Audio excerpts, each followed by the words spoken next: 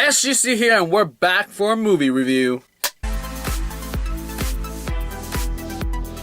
Bright. Directed by David Ayer, the guy that brought us Suicide Squad, and written by Max Landis, American Ultra, Chronicle. We have a Will Smith, Joel Edgerton cop show, and there's a twist to it. It's a LA Police Department police officer, Will Smith, teams up with an orc rookie, Joel Edgerton, in a world of both human and mythical creatures.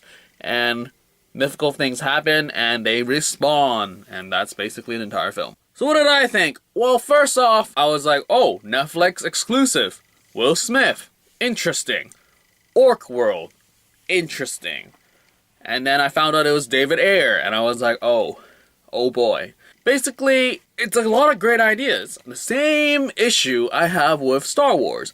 Great ideas, but poor execution. First off, from a narrative standpoint, you're thrown into like this world of orc elves, human, centaurs, fairies, and some other stuff. And you just have to accept it. There's no build, there's no crazy sort of origin as to how these races came together. And it's very jarring to sort of accept this. You sort of wonder, how did the world become this? How did humanity still become humanity despite having these different races in existence? Like, you would think of Lord of the Rings, that's a real world where you know it's very clear cut as to humans, elves, orcs, what have you.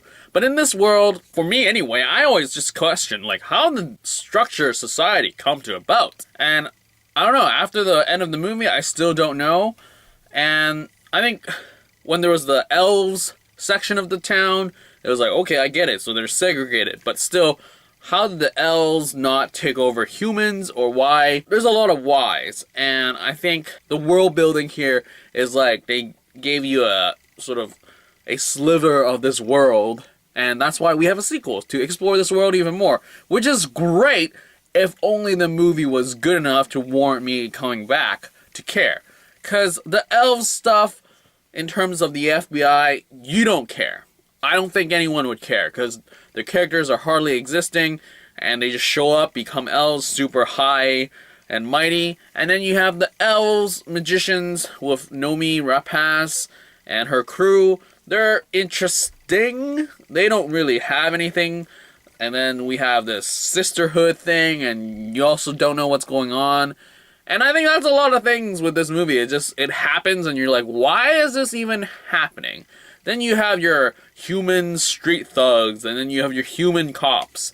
And I don't get it. Like, I think if we had a centaur police officer, if he was the partner, that would have been interesting. Or more intermingling diversity. Did they miss Diversity Day or something? Because it's all humans running the place. And I think that for me was jarring. So I think 3/4 of the way I sort of accepted this as this is an alternate reality, different world. Maybe we just can't think of the Lord of the Rings sort of way. But then all of a sudden he drops a joke that's like, hey, Shrek and Fiona. And I'm like, okay, fine. But that sort of breaks my immersion again. Because I mean, like, yeah, sure, their alternate reality could have Shrek series. But at the same time, I would be like, if orcs existed in that capacity, would they have let a movie like Shrek exist? Or would it have been shot the way it was shot? And the Fiona joke, it shouldn't have worked. So that was weird. So it broke immersion. So that's just the world building itself. Now let's talk about Will Smith. I think Will Smith, for me, is their strongest and weakest link. Because it's like, you would watch this because it's Will Smith. But I feel like if they cast anyone but Will Smith, it would have been better. Because Will Smith is literally himself here. So all his line just feels flat and not inspiring, or whatever emotions they're trying to sort of make you feel. Because it's just Will Smith being Will Smith. And it's not like an interesting Will Smith. Because, I mean, there's some actors out there that play themselves and you're like, whatever. Like, we got Jeff Goldblum playing himself as the Grandmaster, totally kills it. But Will Smith just playing, a cop that's just reluctant to chill out with an orc, I didn't really care. And the lines delivery, I don't know. Like, the tone of the movie was trying to be dark and gritty. It felt like if this was an Independence Day movie, sure, but not here. This just didn't work. Just very forced, and you don't really get to know his character, so it's just like off-putting that. Like, oh, is he playing an actual person? Nope, he's just playing himself. So now we have Joel Edgerton. So he's alright, I guess. I mean, I don't know. Like, I feel like anyone could have played his role in terms of emotional resonance. Because it's, again, not that much there. Like, he has the whole blooded, not blooded, but he's like a noob and he's like an awkward one-liner type of guy. So I feel like with a good director, you pretty much can get anyone to play that role. But then again, it'll be like, oh, we don't have Will Smith, let's get Joel Edgerton. Like if we lose both of them, who's gonna watch it? I don't know, maybe people that actually love this world would actually have checked it out. Like, were they trying to go for mass audience to be like, hey, anyone that knows Will Smith will watch this? Well, I guess so. But at the same time, people like, you have that kind of audience and they're just gonna be like, this movie is, what's up? So yeah, let's not even talk about the story, because it's basic rundown. Find magic wands. People blow up, getting hunted, kill people, lose magic wand. I mean, the magic wand thing is kind of cool. The fact that there's only 3 wands or whatever, that magic thing is interesting. So it's like there's no magic in this world, but there is elves and all that stuff, and they have incantations. But I guess not all elves are magicians or magic users. But let's talk about the swearing. There's a ton of swearing in this movie, and it's just, like, everyone's just angry in this movie. So it's just, what's up? So there's no contrast when someone's calm. I guess Joel Edgerton's the most calm person, so everyone foils around him, so it's kind of, like, off-putting, because everyone is so angry.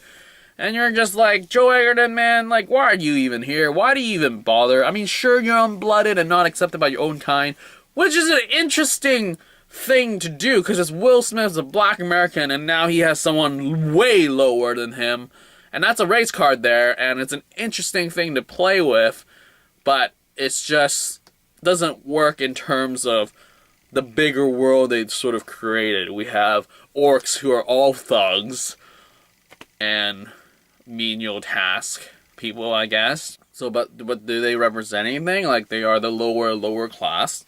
But why did they get there? I mean, sure, in our sort of world, orcs have always been, been the bad guy. And now they're sort of in this world, they're still the bad guy, but in a contemporary sense.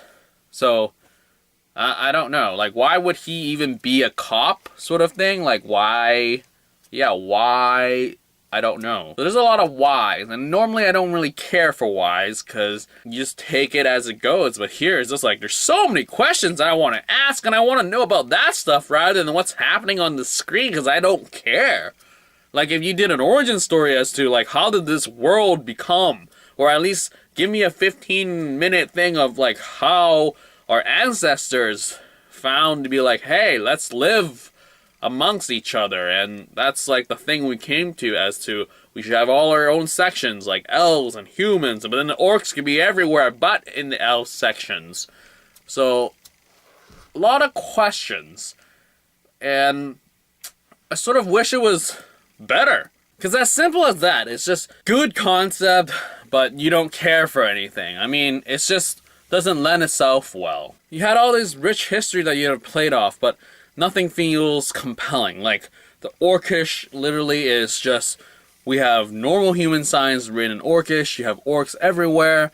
And I mean, granted, they did get an Oscar nod for makeup and design. I'm like, cool, but it's just a lot of people in the orc makeup, and I sort of assume that's the reason why they got that nod, is because a lot of people did it. And I'm like, that's impressive, but at the same time, it's not a compelling thing.